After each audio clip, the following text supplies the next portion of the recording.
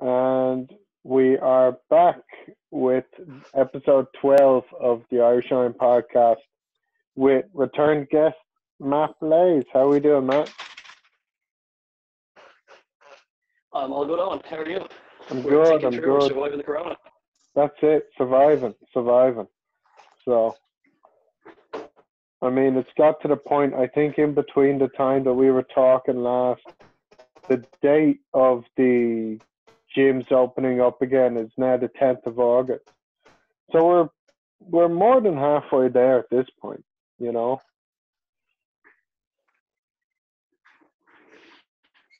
And then the days we're getting there.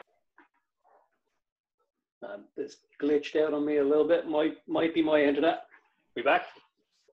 Bear with me. No worries. Yeah, no, what I said, yeah, deadly, man, deadly.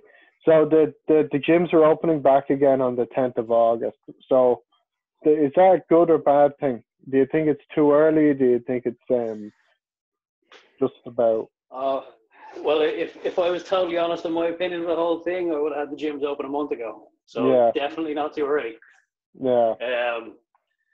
I mean, look, I think there should be some considerations for maybe smaller gyms or PT studios and things like that. Because realistically, if it's one-to-one, you got a lot of time in between to sanitize equipment.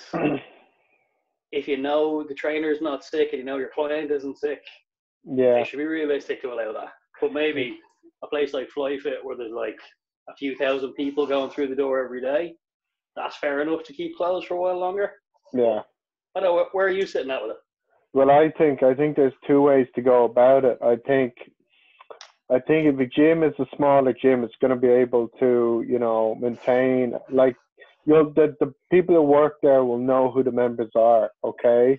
So they're also going to know that it's never going to be above like 50 people in the gym at a time in, like, let's say Southside or, or FBT or one of the smaller gyms. But if you get like again the chains, there's no staff there half the time, so it's like maintaining social distancing there is the problem. So it's like, I think for like one-on-one or semi-private businesses, those could be open now. I mean, like, 100%. Those could be open now. So for sure, I think it's just a case of we're halfway there at this point now, so it's not even a case of I'm telling people this, by the time you order in a home gym at this point, there'll be a month left in the lockdown. So it's like, what do you want? It's really the goal. I've been getting highly tempted the last week or two looking at some equipment sites. I mean, like, will I buy a rack? Will I buy a barbell? Yeah. Like, no. I'll wait.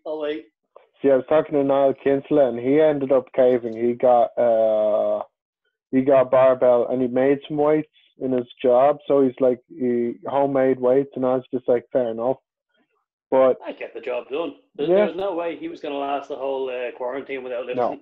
No. Dude, I only got my bands there like a good 2 weeks ago, and it's like I ordered them a month into the lockdown, so I went good 2 months without any resistance training. But the bands, oh man, they're actually not too bad at all. Like, I'm back on it, eating. The bands do the trick. They're very underrated. Like, never going to replace weights, but no. What I've used them for, what I've said is this: like, anything you do in this period is like it can be done to self-improve.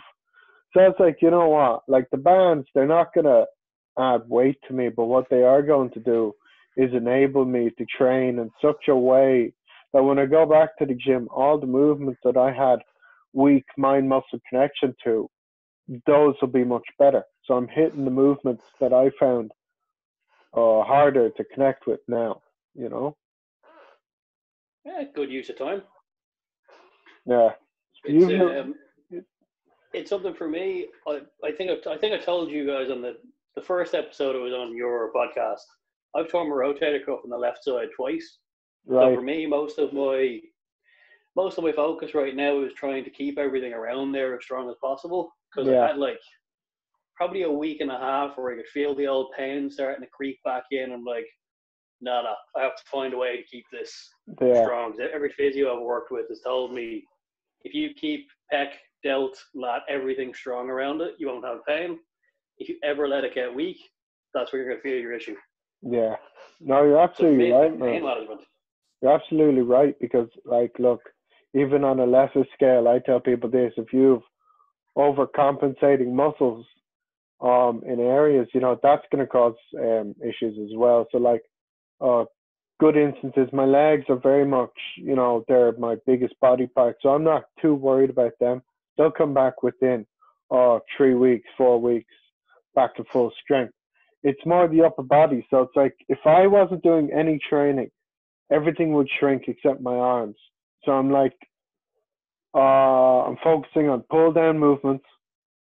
I found I set the bands up a certain way that I can do every back movement I'm doing now is focusing on lats, everything.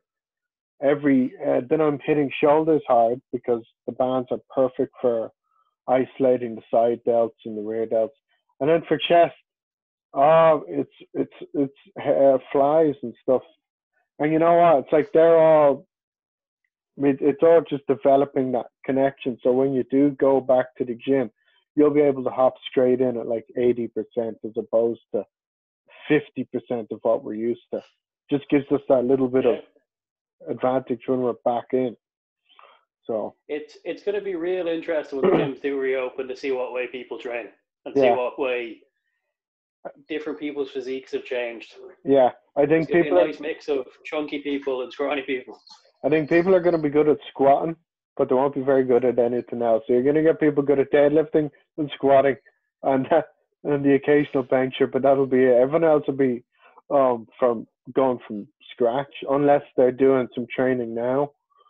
But that being said, with the lockdown on, you know, everyone's been quarantined. You know, in the bodybuilding industry, there's been a few, on a positive note and a negative note. On a negative note, Luke Sandoe passed away. He committed suicide, allegedly. 5 days. Oh, it must have been a week at this point now. Nearly. I think it was Thursday last week. Yeah. I think Thursday or Friday. Yeah. I think it happened on Thursday, and the news came out on Friday because it hit me a little bit harder than I thought it would. I've never met Luke. Yeah. But, I personally related to him quite a bit, not even on the bodybuilding stuff. Like I used to be way into music. Yeah. Metal, same as him. And the comic way book into stuff. Comics. Yeah. Yeah. Like I had dreams of trying to get him on my podcast, and I kind of thought, I might not even fucking speak about bodybuilding. I might just ask him about comics. We just shoot the shit about characters. But sad thing. But it's been cool to see his friends kind of rally around his family, and that GoFundMe has developed quite a few quid for his kids. Yeah, I think the problem is when you're in that position. Like, look, I've had my own issues with mental health and stuff like that. Like, people who know me know what I've seen and done and been through. But so I had thoughts. I didn't have those thoughts. Like, but what stuck out to me was Fuad, and they did a podcast months ago at the start of lockdown. Fuad asked Luke, "What's your first thought when you wake up in the morning?" And Fuad's like, "I usually just think, oh, it's a great day, go for a cup of coffee." Luke said, "I don't want to say, because it's too dark. It's too dark." I remember seeing that. So if you're waking up and your first thought is dark, I mean, like my own experience with this is, I've never had like clinical depression, okay, but the news came out that he was looking for help. Like Ben, like his best friend said, he was looking for help. So I dated somebody who had mental depression, and I remember when she'd wake up, she wouldn't want to do anything, and it did get to the point where she tried to kill herself. So it's like, I can imagine what Luke was going through is so unrelated to his bodybuilding. You just can't, like. From the outside looking in, it appears that bodybuilding and training side of stuff was definitely something that allowed him to switch off from those thoughts. Yeah. So I think what a lot of people have kind of said, as much as like the gym he set up in his garage was on another level, but I don't think it was the actual training as such. It was No, more him going to his gym and interacting with people through the day that was his he would be there switch for off. So five. not having that. He'd be there for 5 or 6 hours. You know, he trained for 2 Yeah, and then be there for 4. And that's what I would do when I was in on and off day in the gym. You know, and I'm sure like when you're working in the business, you want to be around, especially if it's uh distracting you from the demons. You know what I mean? So it's like, and the problem is when you live on your own, like for yourself and myself, look, I'm like, grand, just take it as it is. I'm happy I'm able to do certain things. You know what I mean? But yeah, he's obviously thinking, I need to be with people at all times. Like he needs, when you're in that mindset, you need to be with people all the time. Like you need your best friend there, you need your girlfriend, or go to the gym or go to work.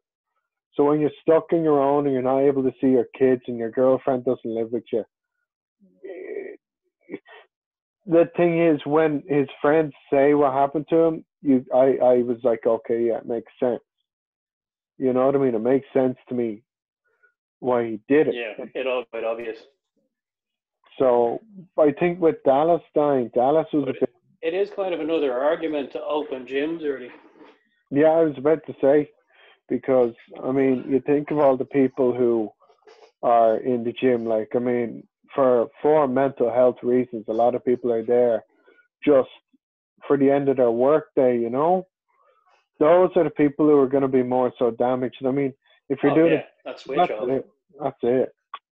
Um, but that being said, the Olympia, that's the other bit of news. The Olympia has been pushed forward to 5 days before Christmas.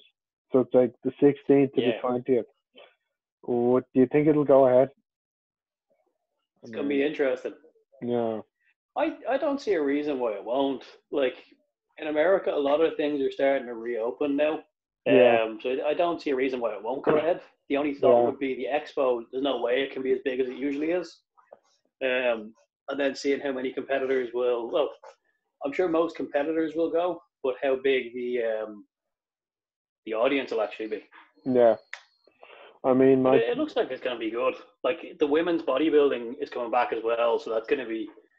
I'm looking forward to that. That was a yeah, guilty pleasure of mine through the years. I thought it was shit when they got rid of that.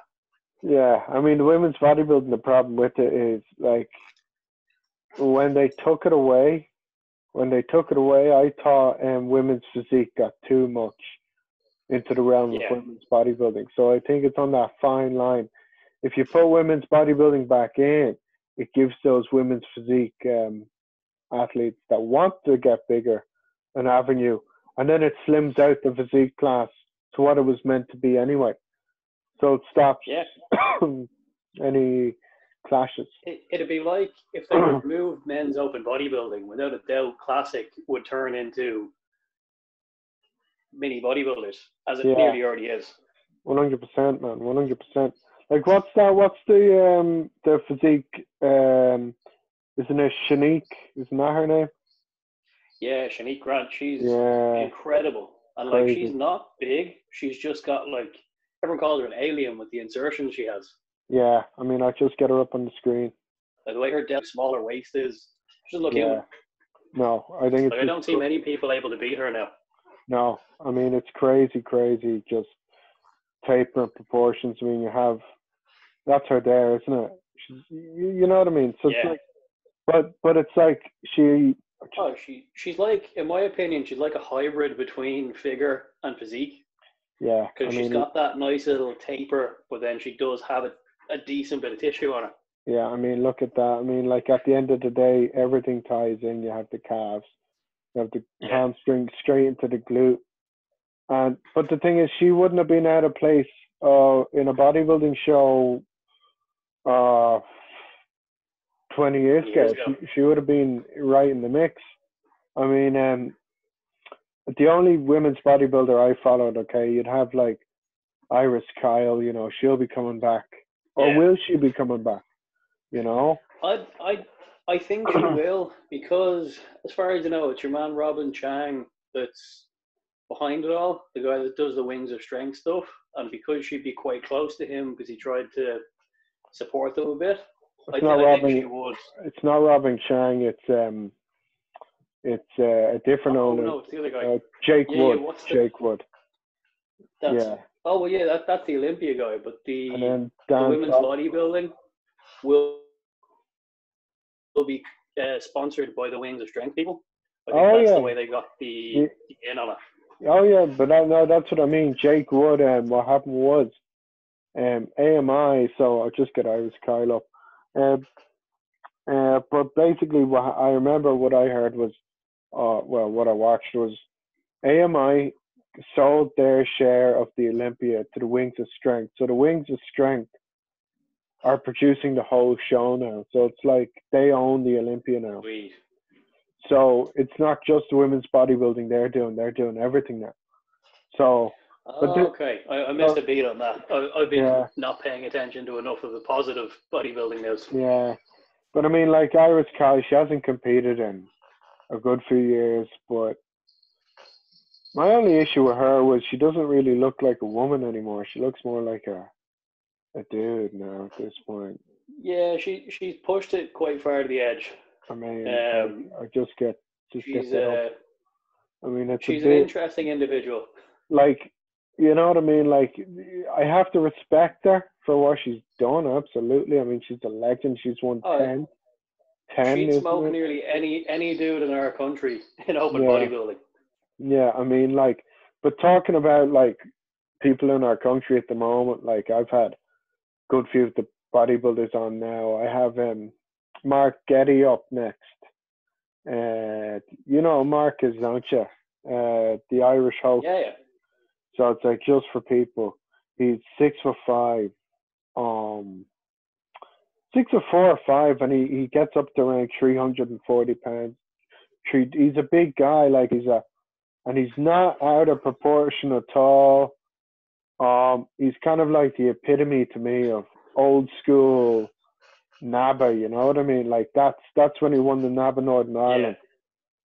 Like to have legs, arms, to have those proportions at that height is it's quite impressive. You know. Oh, 100%. Sure. That's going to be a good episode. Yeah. To be fair, you've been getting some serious people on. Yeah. I mean, it's really developing. oh, it's been good, man. I've been happy It's cool enough. to see. I mean, the problem is the problem is what I found now is people are like they'll say they'll come on, and the only issues that people are having really is it's been more mental health. I'm not going to name names, but a lot of people, like a couple of people, have had issues at home or their headspace hasn't been right to do it. That's for two of the people. Um, so I understand that. Brian just never got back to me. I'll probably reschedule that at some point. But I kind of want to get the history of Irish bodybuilding. So um, none of the young guys know it. You know, they might know 5 years back, if even. They wouldn't know Yeah, who.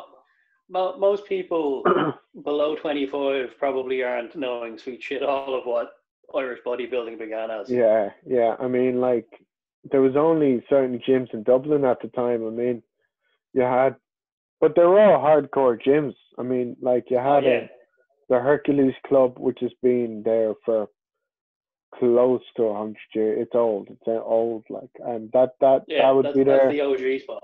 Yeah. Then you had Power Gym. During the 90s, up until early. It's still there. It's a different name, different owner, not the same gym. Raw, of course, but Raw's only new. Like I love when guys tell me, like, young guys are like, oh, Raw hardcore um was the original. The OG spot, I and was you're like, like, not not even really. close, dudes. No, I'm pretty sure it was set up in 2008, like mid 2000s. It wasn't there for Yeah, long. I think 15 years or something. So, um, but like you'd be from you, like I mean, I well, yeah, remember. I came up in Image, like, so Yeah, Image. I think they were I think they were the 80s when they opened, maybe yeah, 84, 85. yeah, Well, there used to be a picture of John that owned it, yeah, standing in front of it on the opening day in the cheesy 80s clothes. yeah, Like, that was a proper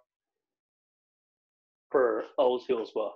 Yeah, what was the other gym down? The one Lenny Murphy, Unique Oh, Physique. Unique Physique. Yeah, that's Um, still kicking. Obviously, it's not yeah, open right now with the situation, but it's still there in Cook yeah, Park above the Tesco shopping centre. yeah. But Incredible equipment in there. that's the thing. Those are the gyms where the original. Those gyms are completely, entirely based on the fact that the old competitors are still training there. Like Yeah. they're gonna go when they leave because they're not really getting a ton of new members. That's the problem. Like they're very old school. They're very good gyms, but That's what happened with Image. Like Image closed because there wasn't enough of the old school dudes going in. yeah, I loved the place. It closed while I lived in Bulgaria, and when I got the yeah, text from somebody, it was like losing a family member. I was like, you kidding me? I could never walk in there and pick up the welded together blue 55 kilo dumbbells ever again. yeah. Stop. I mean, my first gym in Bray actually got closed down, but the staff members didn't know. So people had been buying memberships up until the day of, and then it just shut. So I Yeah. think the owners, but it was a good gym. It had it had everything you needed. Really, it was where I started for the first 2 years at least, 3 years, give it, yeah, 3 years. So it's kind of like that was a gym that shut based on different circumstances. It wasn't due to membership at all. But you have certain Probably gyms. taxes and rent situations and things. It was rent. It was rent. It was prime Bray real estate. It was a good area.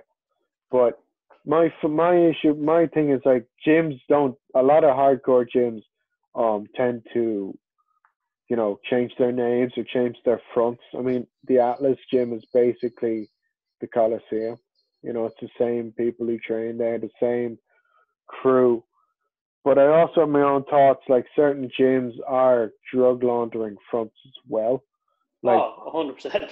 like, There's been several of those across the country. yeah. I mean, that's the problem is like when you walk into a gym and it's new and they don't have any credit card or debit card and they can only take members through cash deposit. Okay, yeah, something's going on here. They're not completely legitimate yet. But then, in fairness, Yeah. few of them stick around and they turn into very good gyms. Um, Oh, 100%. like I mean, like the problem is I wouldn't know specifically what gyms have been proven to have any of that connected to it. You know? There'd be a good few that I know that I won't say on the podcast. Yeah, yeah. But the thing is, it would always be, the problem is, like a gym, if you want to open a gym of that scale, with good equipment in, unless you have pockets or investments to pull out of, you're going to have to take a loan. And a lot of these guys opening these gyms aren't, formally educated in terms of business or terms of, applying for a loan the right way. They may not have a credit Yeah. score. They tend to just They go just for a jump for loan the shark. first loan that's offered for them. Yeah. And while a loan shark is straight up and everything, they'll knock on your door if you don't have it paid. But these gyms, the problem with them is like fitness is the one industry that unites every single thing. I mean, it doesn't matter if you're a criminal or not, you're going to be in a gym at some point. So It's the one service, bar maybe food and hygiene, that absolutely everybody should need yeah, in some degree. You might yeah, not be hardcore lifting like we like to do, but everybody needs some form of physical activity. yeah. I mean, So the it is main something that crosses all barriers. yeah, and I mean the main thing that's the other thing with this quarantine. Like, I'm very surprised that they didn't have gyms to open up at the end of June. To be honest, like, I think it's not ridiculous, I but was it's surprised too. like, I mean, I would have thought they would have had certain things like don't open swimming pools. You know what I mean? Just use the common sense a little bit. But the See, problem is, that's the weird one. Pools are opening before gyms, but I having done some work looking after a pool in a gym, it just happened to fall under my duties in the first gym I ever worked in. yeah, The amount of chemicals you pump into a pool to keep it clean, the actual being in the water, very unlikely you'd catch anything if it's a properly run pool. But it's for me, the trip from the changing room to the pool and every interaction around the pool edge, where for me, that's way more of a easy transmitting zone than being in a gym. I mean, that's There's what no way they should be open before a place with a few bench press and squat racks in it. Yeah, but the problem is, like even at that, like I'm surprised it didn't say semi-private places can open. You know, like people with a capacity of maybe 20 people or something. I don't know. Like, yeah, but it's reasonable. I don't see why people can walk into Aldi and crowd around the same little fridge and grab all the same stuff and root through it all, and yet you can't walk into the gym. Yeah, but the problem is, I think a lot of you have to keep in mind as well, when putting these regulations in place, there's no one from our industry in the government. You know, the Minister for Health he's an untrained 40-year-old man who looks like he's about 60 because of the stress of the job. You know what I mean? That's not a man who knows what he's talking about, and it's embarrassing to say he's a local as well. So, yeah, Simon Harris, great job. But good dude. Good dude. I'm a big fan. Yeah. But that being said, I think people are going to flaunt the rules eventually. I think people are going to open these classes and just invite people into private gyms. I think that'll happen. I don't know if you saw on RX Muscle today. You know, what's his name? Louis Oradell. Yeah, the big sexy. So he got arrested for opening his gym. Yeah, it's crazy. And the cops arrested him. Obviously, didn't know he was a lawyer. So when they're like, oh, he's like, okay, cool, arrest me, it's fine. Waits until he's interviewed by the news, where they're like, why do you know the law? And he's like, oh, because I'm a lawyer. And they're like, oh, fair enough. Yeah, but the thing is, like, certain states are opening, you know, so Georgia's opening up again. But I think what's going to happen there's going to be two outcomes. I think there's going to be, what people don't realize is certain states reopened back 100 years ago with the Spanish flu. They reopened, so San Francisco reopened, and then it had a second wave of outbreaks, which was worse. Okay, so it's like you have to be. That's the only thing people are thinking, and it's like, look, at the end of the day, everyone, like my cousin thinks he had it. You know, he got better. And he hasn't even gotten the results back yet. So that's one of the good things. But then you get the people who are non-symptomatic, asymptomatic, and then they meet somebody who's very very at risk, somebody that's got a heart issue or diabetes or is older and passes it on. But that's where I think, in some ways, what America are about to do with reopening everything is one of the better options to do, to give people the option and say, look, we're going to reopen, but if you're in a risk category, it's your responsibility to keep yourself distant where possible. Yeah. Because at the end of the day, there's the other things like people's mental health from being stuck in a house and people not being able to run their businesses, losing out on that cash monies. Yeah. I think the main thing though as well. We'll see how it unfolds. Yeah, I think it'll be okay. I'm not too worried about it, but like your shows are probably, you're not competing anymore for the... No, not in June. No. That was officially cancelled. There is still one in Thailand a month from now. I think it's being called Mr. Siam, but it's an unaffiliated, you win nothing from it. It's being run by the guy that owns the Muscle Factory gyms. And I'm like, I can fly out, I'll give it a bash. They're kind of marketing it as though it's a show towards people that have to train at home with bands. Yeah. Yeah. I'm like, I'm not sure I want to pay the money to fly to the other side of the world just to do that for the crack. No. I'm not making an official announcement on the podcast, but I might do the RBBF shows at the end of the year. Yeah, that's announce those for November. Yeah, that's on my birthday. IBBF Nationals. It's on the 3rd of October. Now, do I want to be there for my birthday? I don't know. But like if I'm doing if I'm doing the interviews for the podcast and stuff, yeah, absolutely, I'll be there. But the problem is, as we said, like I'd be happy to combine the forces and just get a backdrop, get a camera, and just stick it up on YouTube. Simple as. Yeah, well, look, I say we go for it, regardless if I decide to do the show. Yeah, we'll go for it either way. That's potentially the first show that's going to be on. So I say we work that as being the first Irish Iron Enhanced Superman collaboration to interview all the competitors and give them their due attention. Yeah, well, all the top 3. I wouldn't do everything. Oh yeah. Doing everyone, we need a whole crew. It'll take a fucking long time. We do top 3 of each category. Deadly, man, deadly. No, I think it's weird though. It's like nationals are. What is it? It's like the Spring Classic and Nationals are now in the same month or something.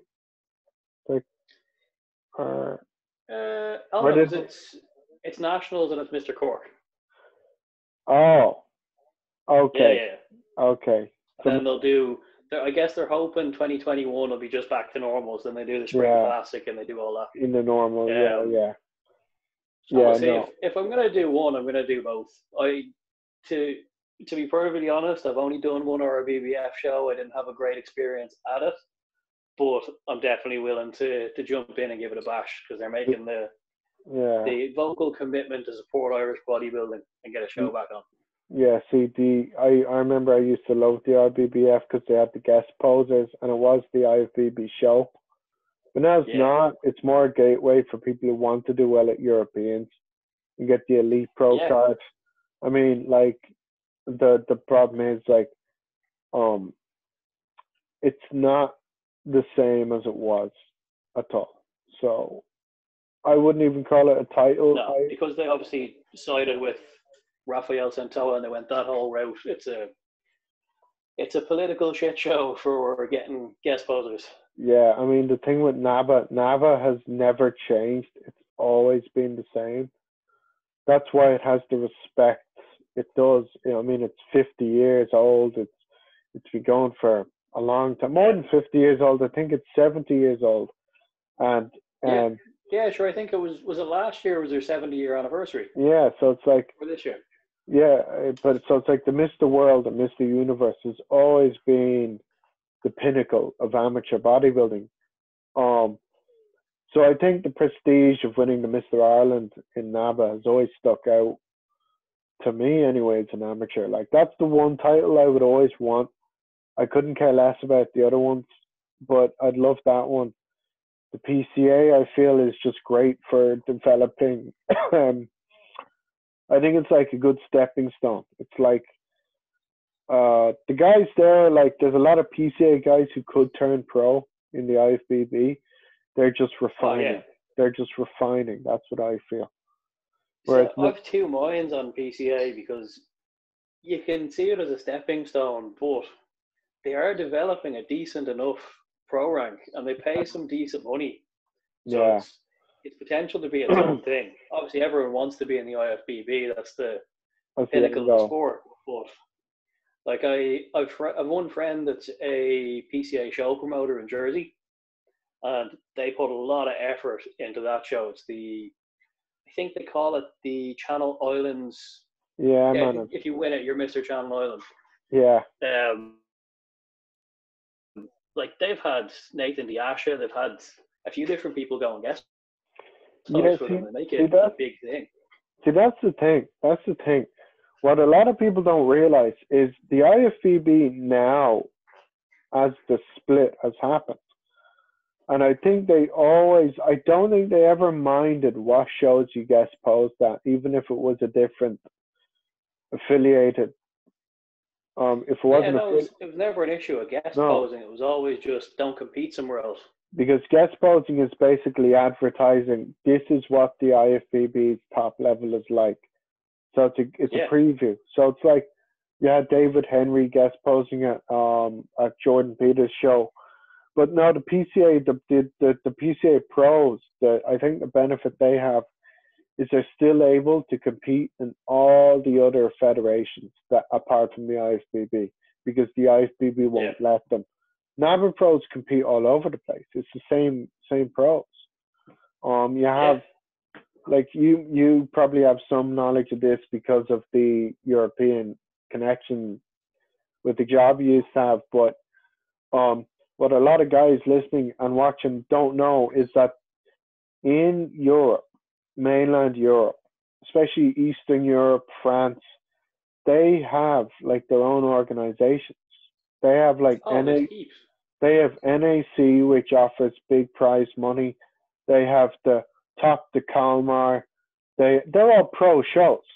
They're just pro shows for non-IFBB pros. And I'm sure they could compete if they wanted to.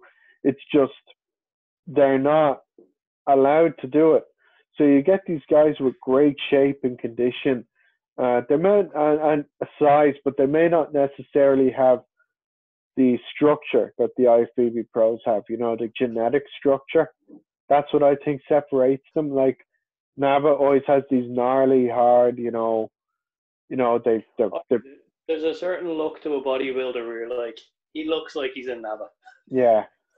I mean, it's not pretty physiques, because the pretty physiques end up doing the IFBB. Whereas PCA is a mix, I feel, because there's so many categories in it. Like that's the one thing with PCA.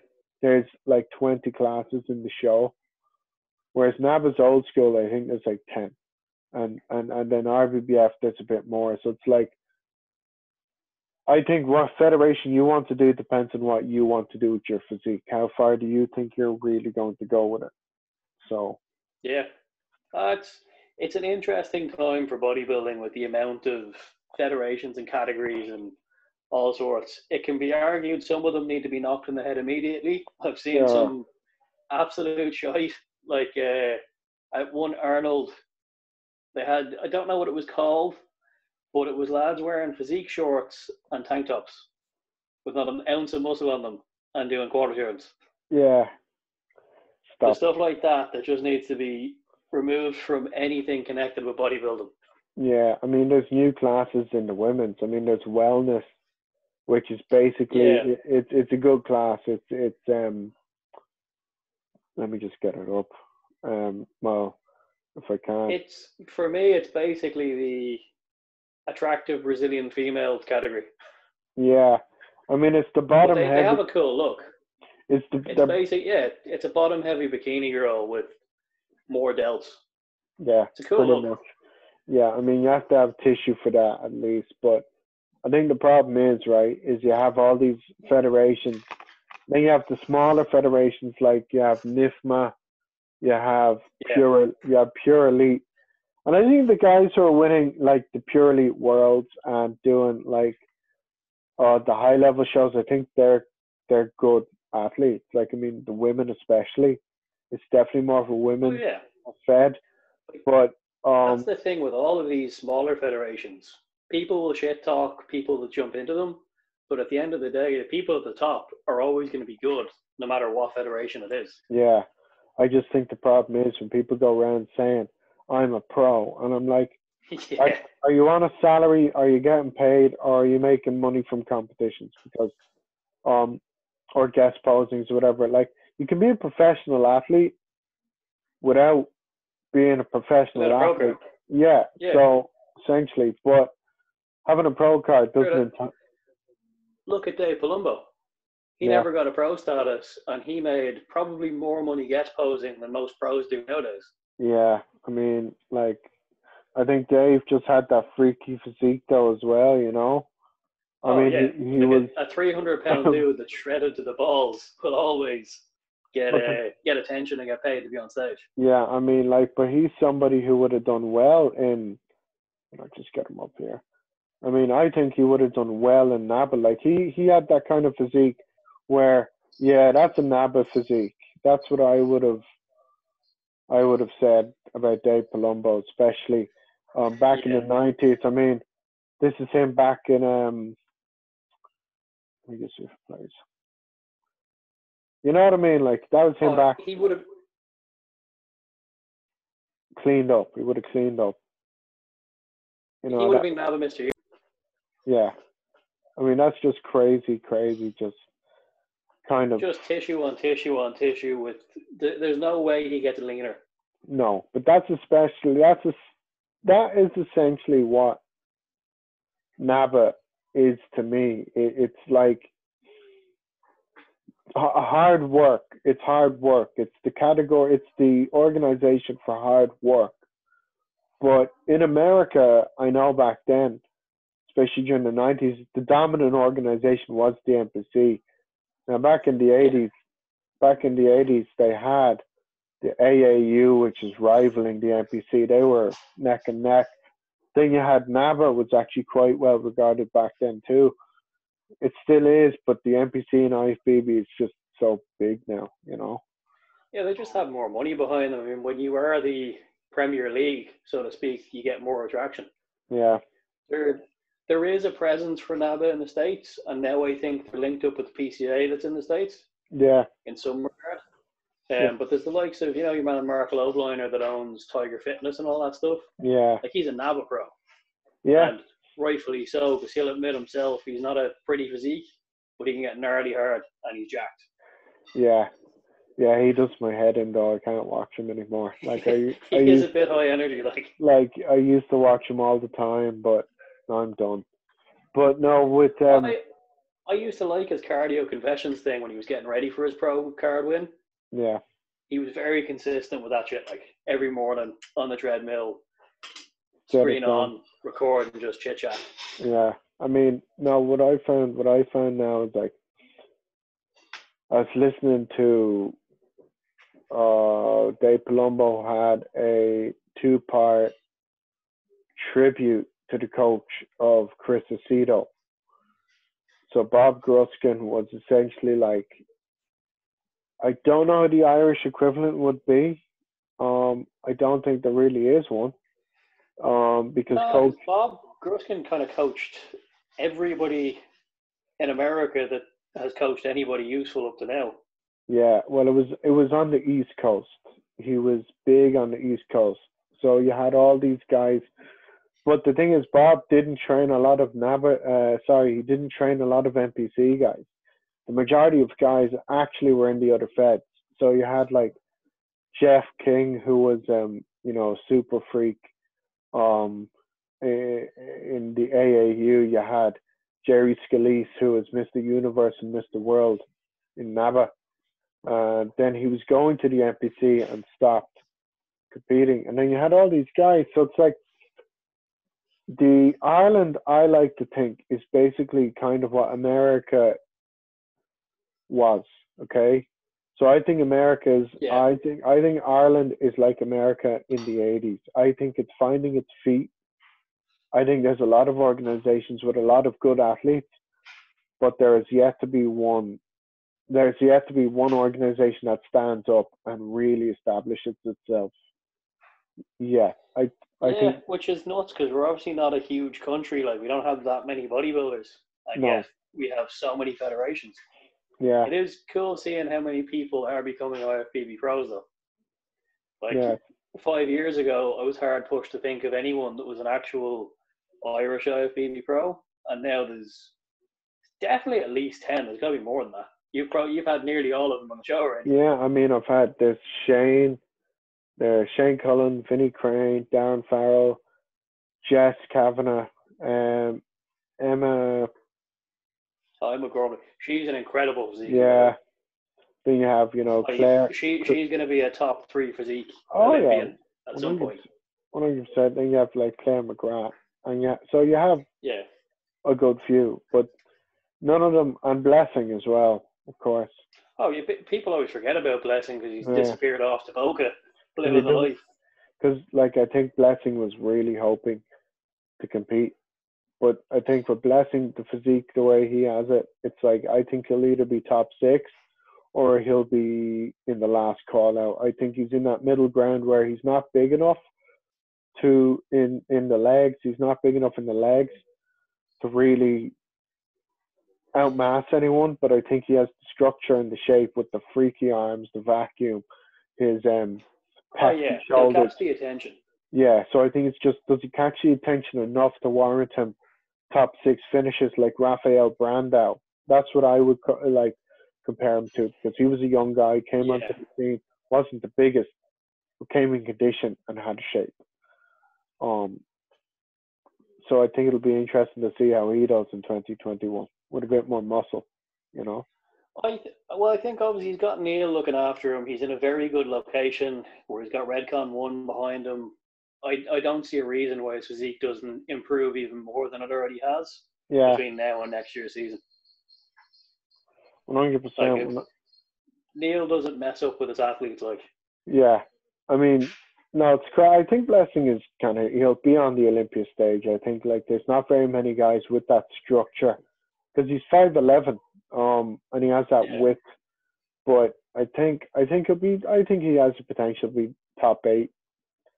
The only reason I don't think he'll be higher is because his legs, they don't have that. When I look at an IFBB Pro, I look at their quads and I'm like, do they have that hanging, you know, free yeah. There's a certain crazy looking hang you get to an yeah, IFBB Pro. Like what's that guy? John Jewett or John, Jolett? He's with Animal.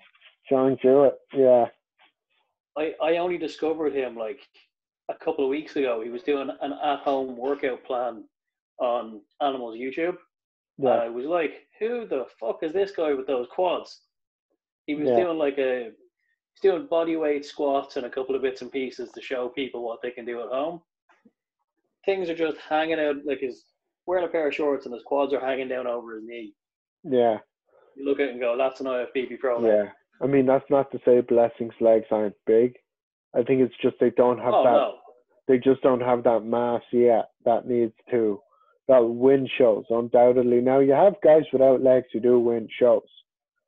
I mean, like, if they're freaky enough, you know what I mean? Like, if they have that Well, combination.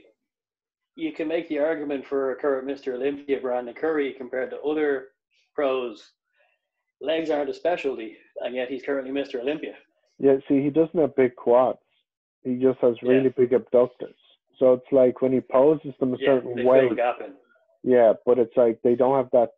So on side poses, I think side poses, um, no, abductors are like the key. I'd say to people, you want to hit them as hard as you can, just so when you're standing relaxed. And if you do have good quads, they're also offset by your legs not having that space in between them. So it's just, but because, like, I mean, there's certain poses. I remember seeing guys doing front double, and the way they do it is they put their legs as far apart from each other as they can. And I'm like, you Get want them in there, fill the get them, gaps. get them in, fill the gaps. I mean, that's What should they say? Hashtag fuck the thigh gap. yeah, yeah, yeah, yeah, yeah. No, I think it's There's interesting. obviously with the Luke passing recently, I've started going through a lot of the older videos of his, Yeah, and I saw from last year when Milos went to do a camp in his gym in the UK, getting him to do some posing. Now, I think he was a couple of weeks out from a show, yeah, but Milos made a little adjustment and he said something that got me thinking, and I'm like, oh, that's fucking genius. On all your front shots where you're trying to flex and show your quads, he's like, no, stop flexing. You're going to lose your lines because you're going to draw too much water into your legs. So instead, he gets people to push their hip forward, turn the knee out so you get all your separation without having to flex your quad. When he made Luke do it, I saw exactly what he meant instantly.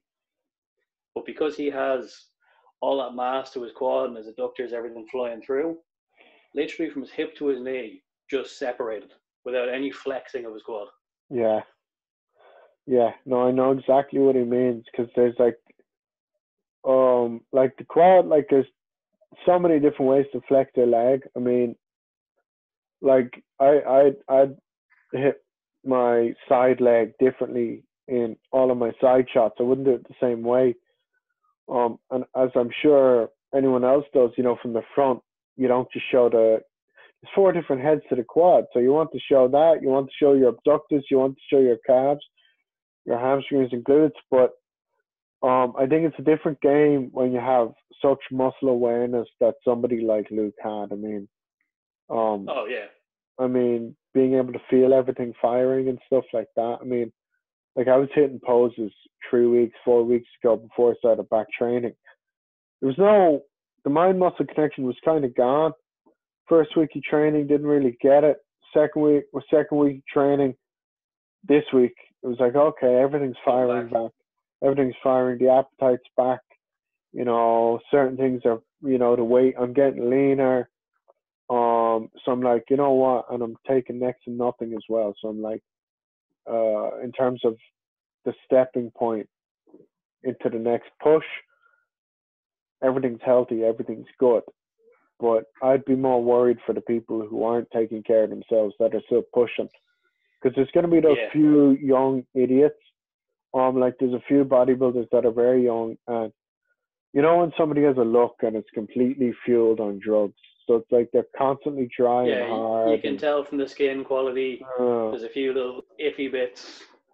Those are the morons that are going to right now go, oh, I'll just double my dose and I'll be fine. Yeah. I'll make gains during quarantine. Yeah, and the thing is, they're the competitors that drop off the map after junior level because they don't tend to have the mass or any foundation to actually compete at a high level. And they've already maxed out their receptors. So I'm like, you have to take a step back in that situation and reevaluate. But well, there's that, and continually pushing without any pullback is also eventually going to cause issues with organs where literally they have to scale it back. Yeah. Like even there's that bit of controversy around Chris Bumstead and Ian Valier recently talking about Chris's dosages. I've gone, oh yeah, he only uses 500 a week, and that's pushing it. And everyone's going, sorry, what? Classic physique Mr. Olympia is taking a TRT dose.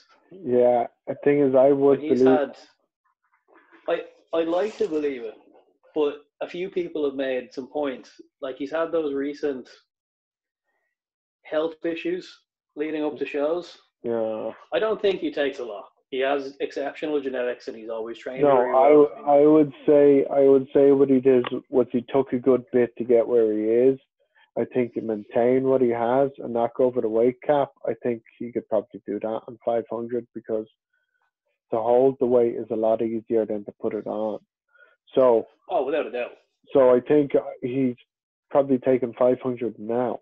A good example, look, is Keon Pearson did an interview with Fuad the other 2 weeks ago, and he said he was natural at the Arnold Classic, hopped on for the Spring Classic, the New York Pro and the Olympia. So, and I believe that too, because you have to look at his weight. You have to look at his weight.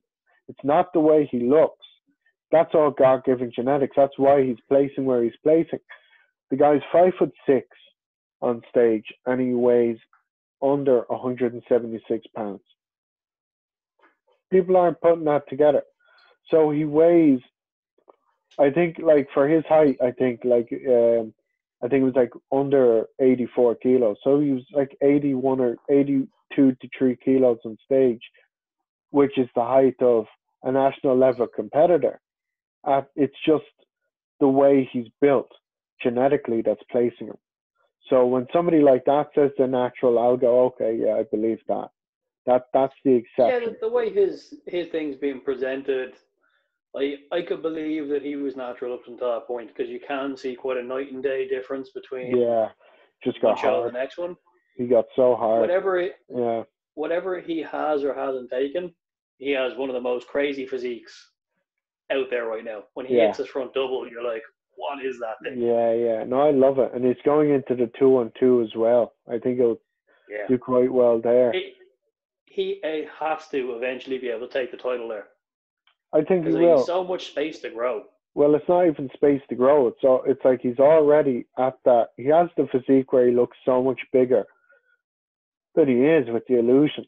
Okay? He looks so much bigger than he is. Yeah. So it's like, but you have certain bodybuilders like Flex Lewis maxed his frame out, but he won 6 titles, you know what I mean? Then you have like guys up and coming like Dura, you know, the ghost, Mahmoud Al Dura. The thing is, he weighs around 86, 87 on stage. He still has another 20 pounds of muscle to grow. And he's 5'7". So you have a genetic guy whose bones or skeleton are just really light. They can add that mass because they're not as heavy.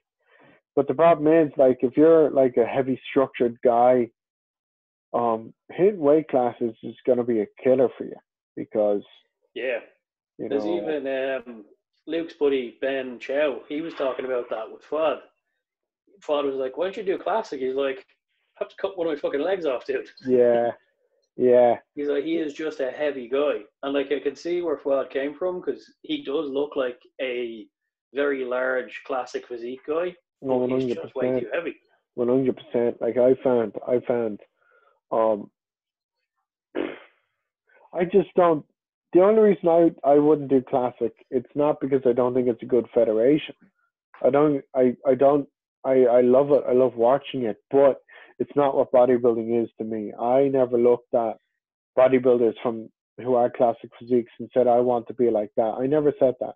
It was always the guys Yeah, like Mavroni and the freaks. So like because I was like, look, I have strong body parts. I have shoulders and arms. Okay, who else has shoulders and arms? Lavroni, you know, like certain guys like Gavin. but Um, also I think if you were to do classic, it would be wasting the potential of your physique because you are an open class bodybuilder structure. yeah, yeah. No, I look. I have faith, man. I have faith. I have like, look. I'm like, if I can get to 90 kilos by the time if I can get back up to 91 or something by the time lockdown is is over, um, then I can bump it up and get up to 105 either way. I'm by the end of this push, I'll be doing October next year, so it's like I can push for a full year. So I'm like, there's a lot that can be done in a full year. So Oh yeah, you can like, completely change your physique in a year. I'm a big believer of that. yeah, and everyone is doing a 2021 show. It's going to be a good season because there's going to be so many people who wanted to do this year, but they couldn't. But there's also the caveat that I think maybe some people are going to pull out. I don't think, like, you never know. Yeah, Like, I'm looking forward to seeing who shows up at the RBBF shows at the end of the year, and if there's an ABBA show, see yeah, who shows up for it. see, the thing is, the competitors are all the same. We all know them. So it's like there's going to be no new surprises Yeah, anyway. Like the guys who you think will do well generally do, or the guys who don't usually shock people, but the people are the same. It's just different results from the same people. So either way, if a show's stacked or not, the good people who are winning are generally going to win, unless you have somebody who comes up who wasn't in condition before and then is in condition.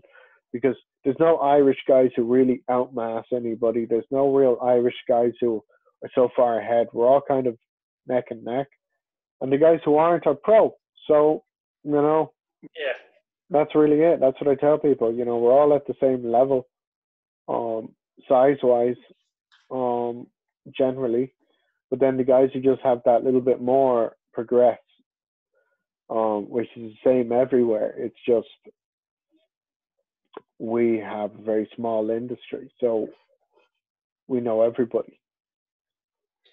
yeah. It is the thing. Like we're not a big island. We don't have a huge population, so you do get to know, for the most part. If you don't know them personally, you know of them. Yeah, Everybody knows of everybody. But I think we're getting a decent community going, and what you're doing right now is absolutely epic because it is getting more people to hear what other bodybuilders are like, yeah, and maybe off the back of that, people get to connect a bit more and actually get a bit of real bodybuilding community that we've lacked for years. yeah. I mean, the problem is like a lot of these guys, like Shane Cullen and Vinny and stuff. The pros, they don't really put themselves out there. I mean, Shane said specifically he does not use social media as much as he should. But I mean, it's like the guy has a good look, he has a good physique. You know, why not use it to, market yourself? But that's my Yeah, old train of thought. That's my You kind of could nearly thought. overnight become a worldwide authority and be like shit heaps of clients booming around because he's a humble, nice guy and he's a crazy Yeah, physique. yeah. But not everybody wants to put themselves out there. No, but the thing is, I said even when I start training and prepping again, I'll be pumping out my own content, especially upcoming towards shows. But I am not going to film them if I'm not ready to win something either. So it's kind of forcing me to make these improvements to live up to myself. So it's like putting pressure on myself to do it because if I don't, it's not going to happen, you know? So I want to hold myself accountable to my actions. But the main thing is like I think when everyone's coming back, I think a lot of people are going to be hungry. I think a lot of people are going to be fired up. So I think it'll be all the same people, but I think there'll definitely be more people on stage than there will be in the audience in terms of actual competitors. So, which will be nice. Oh yeah. I think even spring season next year is probably going to be one of the busiest spring bodybuilding seasons we've had in years. It's going to be Yeah, exceptional to see. oh, it'll be deadly, man. I'm thinking of See, I was going to go to the UK anyway. I was actually my plan exactly for June was I was going to go to the UK for a couple of weeks. June and August, I was going to split it up. I was going to watch the British Grand Prix and I was going to watch two of the UK Two Bros shows because I have a friend who lives in between them, two venues. So I was going to go over and see them and see what an actual open class pro show is like. And that's not on. So I think, yeah, I was looking, Unfortunate, but sure, look, maybe next year. yeah, but no, it's good because, but all those are in December now. They've all been rescheduled for pretty much the same month, like a 5 or 6 week blast. So if any, It's going to be an interesting few weeks. To be perfectly honest, if I do fully commit and decide to jump into October shows, I might just look and go, right, how many shows can I fit in between October and Christmas? Just fucking yeah, push it. yeah, Because if you're conditioned for one, yeah, just keep rolling. yeah. See, I think that's why I did all the shows I did because it was like the furthest space between them was 2 weeks. If it was 3 weeks to a month in between shows like that, I wouldn't do more than three. But when it was four in the space of a month, that's fine, absolutely. 5 weeks, I think it was. 6 weeks, maybe. But it's like, I think the problem is you're either going to get better or you're going to get worse, depending on how hard you're pushing it. Like, are you picking the first show as your main show? Like, what show are you peaking for? Is See the question. that's what I'd be in two minds of because the only time I've ever done two shows back to back, I peaked for the first show. The second show was obviously far more important, but I really shouldn't have Yeah, peaked for the first one. It was yeah, PCA Belfast and then PCA Body Power, and I just was not retaining minerals the right way for the second show, so I could not fill up. I was absolutely empty on stage. yeah. I remember my feet were cramping up. I kept getting cramp on my lat every time I opened out for my front double. So I'm probably going to try and not do any kind of a peak, just get as lean as possible and just throw a bit of tan on, get a pump out, I go. Yeah. I mean, I'd Try just to plan it for probably, the last show in whatever lineup it is. yeah. Yeah, no, see my whole thing is the Do only all the thing, madness because obviously I usually do some crazy stuff. yeah. See, I wouldn't do anything crazy. Going ahead now, I'm like of the opinion that, look, I don't necessarily need to fill out. I just need to be dry because with my muscle bellies, I look full anyway.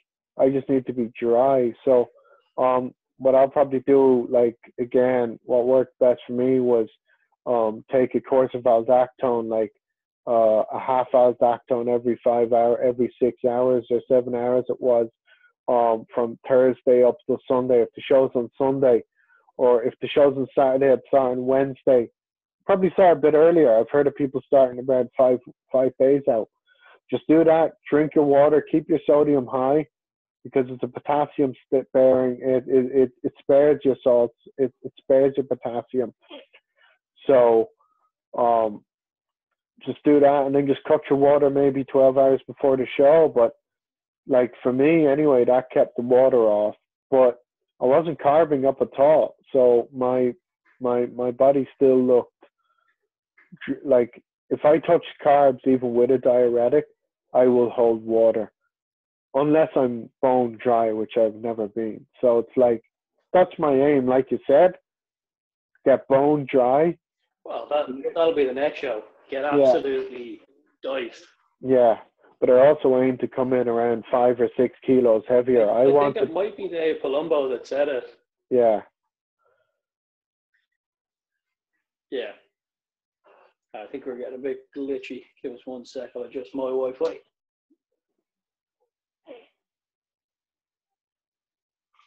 Fingers crossed. Yeah, no worries, man.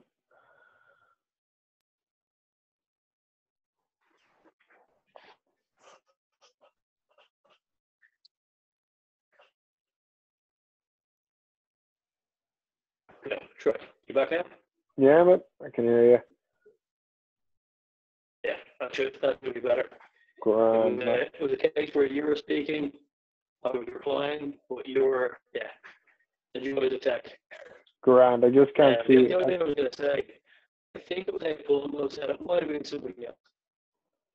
Yeah, I just can't see on the video. I might come back in now.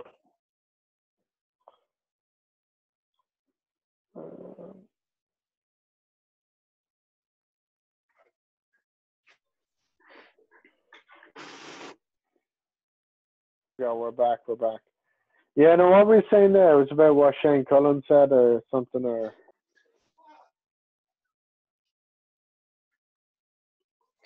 We're talking about peaking for shows if we're going to do a few back-to-back. And you were just talking about your water holding issues. And I was just going to mention something. I think it was Dave Palumbo that said it about holding water. If you get lean enough, you don't hold water if you've got no body fat left. Yeah. I've always been the worst at getting the leanest that I should be. Yeah. But I think if you've literally no body fat left, there is no water to hold. No, you're absolutely right, man. You're absolutely right. No, an interesting one to see you. I think the aim is I just come in a good bit bigger, which I think isn't a problem at all. Adding muscle is fine once everything gets off season is fine when everything's in track. Once the food's being eaten and I'm not missing shots, training is always good.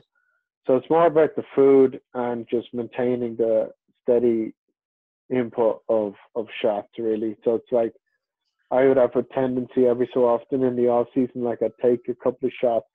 Let's say I'm doing 3 shots a week. I'd take like 3 one week. Then I might take 2 the next week. Like I might forget 1, you know what I mean? So it's like my body wouldn't be totally dropping and then rising, but it wouldn't be straight in terms of hormone levels either. Like the most steady it's been has been during wouldn't be on a steady uprise. No. Yeah. Now, I don't think it's played too much of a factor because the off-season stuff is always long after. During competition, I wouldn't be missing shots or anything because everything is such short after. Oh, yeah. So I think what people need to understand is like if you're missing a few shots here and there during the off-season, it's not the end of the world. But if you want everything to be completely 100% firing, make sure all aspects are on the go. Like, I mean, you just feel better, you know, and like you just feel better when everything's steady and hormonally, you know, not going up and down.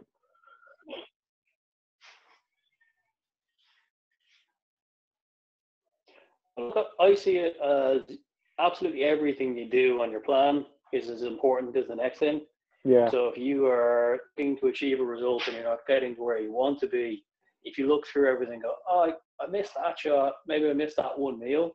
There's no difference between missing a shot and missing the planned meals for a day or two of the week or missing a training session. If Yeah. you get them all done, it's definitely going to give you a better result than missing them. But I do agree, off season, it's definitely not as important as pre-contest.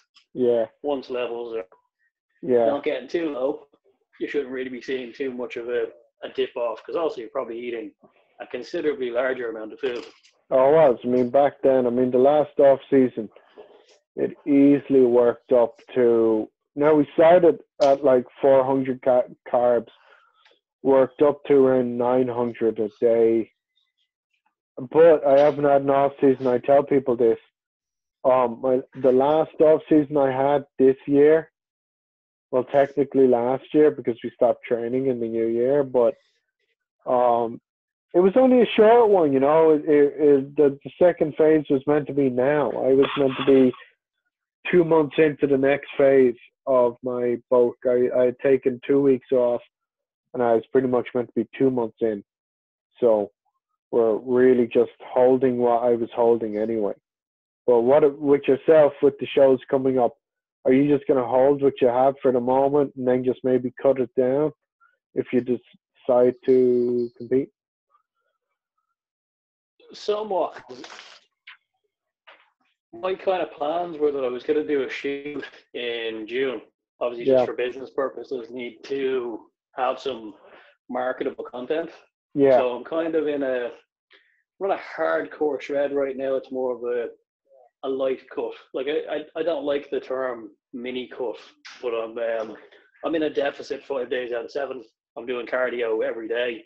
Yeah. But the other 2 days I'm in a surplus. I'm kind of working around heavier training volume days. But once I get past, if I decide to definitely do a shoot in June, then I will probably spend about 8 weeks where I'm going to try and put tissue on. Because I feel by then I will have access to some gym equipment. Like my gym, obviously same as other ones, won't open until August, but there will be some situations where I'll be able to use the facility, fingers crossed. So if that's allowed, if I can spend a good 8 weeks in there, pushing foods, get some tissue on, then I'll start prep in August for October shows and see what I can produce. I've been getting very fired up watching Milo's old training videos. Yeah. No, I don't know how much giant set training you've done, but I've always got really good response from it. So when I'm watching it, I'm like, I need to get back at this. No, I love the stuff Milo's been sticking up the old pictures of the tours from like 2006 that people haven't seen. Like I just got one up here of Jay back in 2003 with Ronnie. Like it's just stupid how he looked. Oh yeah, because he's the best at pulling up all those pictures. Like he must have been. I only rewatched. I mean that was 2006. I mean, what people, Olympia? Like that was 2006, the Grand Prix. Absolutely gnarly. So after the show, like a lot of the guys would just get harder and drier. But the thing is, even with Ronnie, you can see like Ronnie looks good. Like he doesn't look bad. His condition is in, but you can see like he's missing a tricep. Like he's missing his tricep there. There's no his guts coming out a little. Like he has, especially when he turns. He was past prime, Ronnie. Yeah, I mean you can see his back is a little fucked up. But I mean he'd still beat pretty much the majority of every pro in that era. Yeah, I mean, but no, I mean I love. But that's the thing. I mean, I was only rewatching it. I can't remember what year it was. You know, I think it was maybe 2003 or 2004 when they still had the challenge round of the Olympia. Yeah, 2004 and 5. So it was like top 6. There was Marcus Rule. Yeah. Yeah. It was the first year they did it. The one I was watching, it was epic. Yeah, Gustavo Bedell. Yeah. Yeah. No, it was good, man. It was good. Insane. Savage stuff. But Gunther lost every single call. Yeah. but that was the thing. They could basically say the pose that they knew they were going to win on, because nobody wins every single pose. Especially if your pose, if you have a strong pose and it's their weak pose, you just pick that. It's grand. Doesn't necessarily mean it doesn't necessarily mean you as a bodybuilder are worse or better. It's literally just subjective by picking your strong shots and seeing if they compare against their strong shots. Like your back double might be as good as somebody else's back double, but their front lat spread might be. You know what I mean? It's like not every pose matches up. So it was interesting. Yeah. But they didn't It was exciting to watch. It made a bit more of made it a bit more interactive for the crowd rather than just to sit there and wait for the judges to say stuff. Yeah, I mean, they have the people's champion now, so it's like the people can vote who are actually there at the show for the people's champion. And they get that, like, there's prize money there and everything. But no, it'll be interesting to see what happens this year. I mean, like, I've told people this, if they put out a stream, like a box office stream, I'd pay for that. I'd happily pay for a high quality coverage of the Olympia every year. I'd pay for that, no problem. But I used to watch it every year on bodybuilding.com. Yeah. See, I think what will be interesting now is after the Olympia, The Rock, Dwayne Johnson's having his expo. He's having, God damn it, what's it called again? But he's having a bodybuilding show. Athleticon. Yeah. And Athleticon is meant to be offering prize money to rival or be more than the Olympia, but I don't think it necessarily, and it's invite only. It's like the Arnold, but like the Arnold and Olympia and all the big pro shows have this understanding. They've got criteria though. Yeah. No, it looks good. I think it'll be interesting to see how that goes. What is it? You've got to have won a pro show. So the invite criteria for it, I think you have had to win a pro show, top 3 in an Arnold or top 3 in the Olympia to be, because you can apply to be in it. So remember Luke was talking about it. Yeah. And it was whatever the top tier shows, if you place top 3, or if you won whatever other lower tier shows, you can get into it. Yeah. But it's going to be a good one for the competitors. I think it'll be more money going.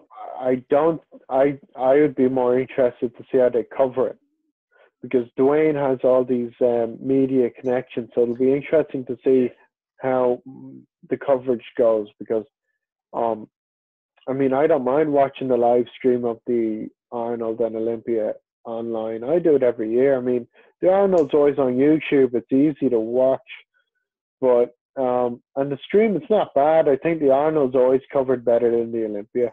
Like, I think the Olympia's live stream is, it's just changed. It's because Arnold was driving its force behind it. Yeah.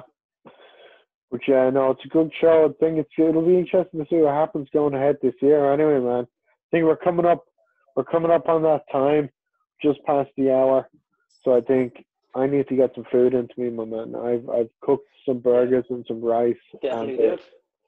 But I'll wrap this up tonight, and thanks for coming on again, pal. Deadly. And for anyone who's looking for Matt, for anyone who's man, we have to do this planning now for getting the interviews at shows. Yeah, I'd say once the gyms open up again, we can make.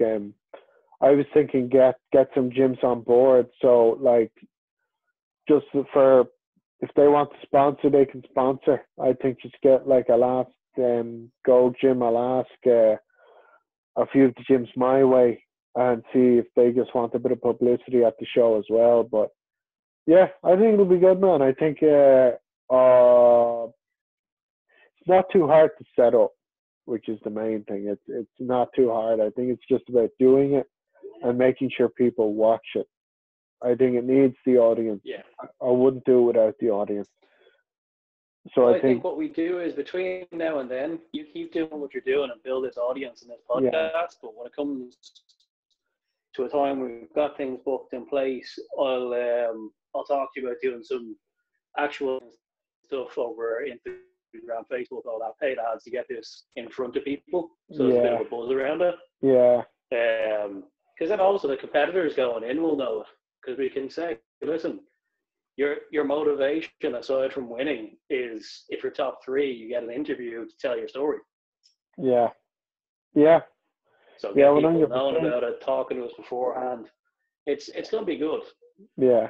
It'll be good, man. I think it'll be, you know, interesting to see where it goes. But I think like with the gyms opening and stuff, I think everyone's just looking forward to being able to reintegrate into what we took for granted, basically.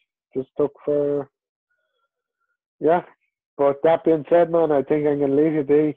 Everyone is looking. Everyone is missing those 6 a.m. till 10 days. That's it, man. That's it. All right, and with that is this episode done. The episodes are going to be released weekly now. I'm not doing bi-weekly. It was too much. So I'm just doing one a week now, going ahead, just to give the guests a bit of a break and to give the audience a bit of a break as well. But that being said, share, subscribe, you know, share to YouTube. If you're watching this on YouTube, I want to make this more interactive. So with the screen sharing and stuff. Yeah, that is us